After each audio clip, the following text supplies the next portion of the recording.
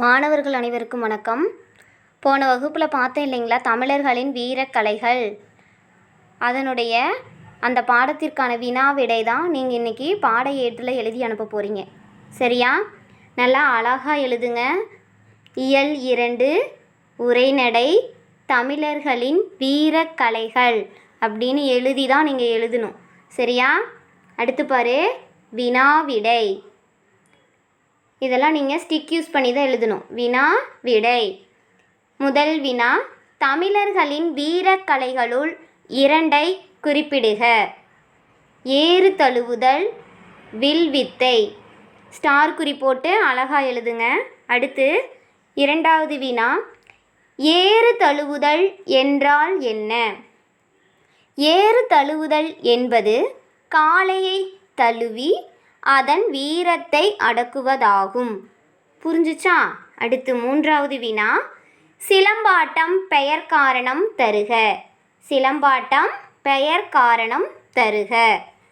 சிலம்பு என்றால், கேள்வி எழுதிட்டு பதில் எழுதும்போது மார்ஜின்லேருந்து கொஞ்சம் தள்ளி தான் எழுதணும். சரியா? சரி, கவனிங்க.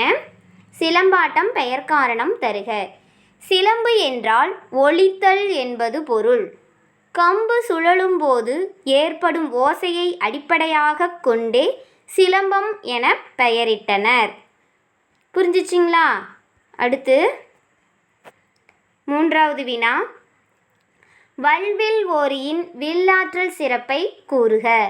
வல்வில் ஓரி வில்லாற்றலில் சிறந்து விளங்கியவர்.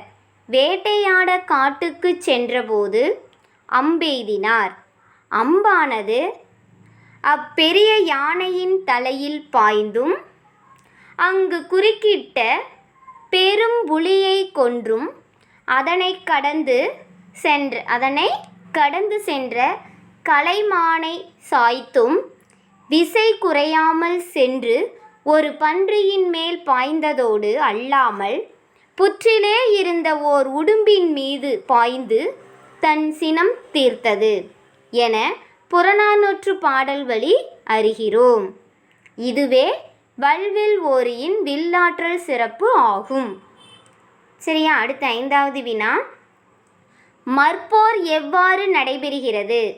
மற்போர் எவ்வாறு நடைபெறுகிறது? படைக்கலன் ஏதுமின்றி இருவர் போரிடும் விளையாட்டே மற்போர்.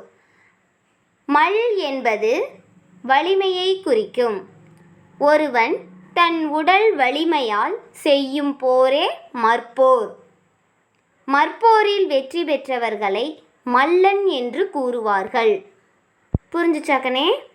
இந்த 5 வினாவும் உங்களுடைய பாட ஏட்டில் எழுதி எனக்கு ஃபோட்டோ எடுத்து அனுப்பணும். சரிங்களா? கையெழுத்து நல்லா அழகாக தெளிவாக இருக்கணும். ஒரு சொல்லுக்கும் இன்னொரு சொல்லுக்கும் இடையில் கேப் இருக்கணும். புரியுதா? ஒரு ஃபிங்கர் அளவுக்கு கேப் இருக்கணும். சரியா? நன்றி. மீண்டும் அடுத்த வகுப்பில் சந்திக்கலாம்.